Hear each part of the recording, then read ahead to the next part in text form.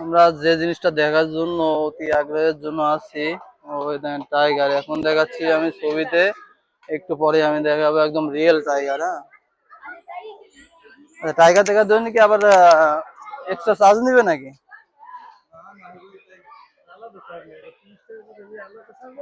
হ্যাঁ, মেলা টাকা দেওয়া গেছে না। চলেন চলেন, এখানে আবার কি আছে? কাসিম। অনেক বড় বড় কাছে ওইটা আবার ঘাস খাইছি।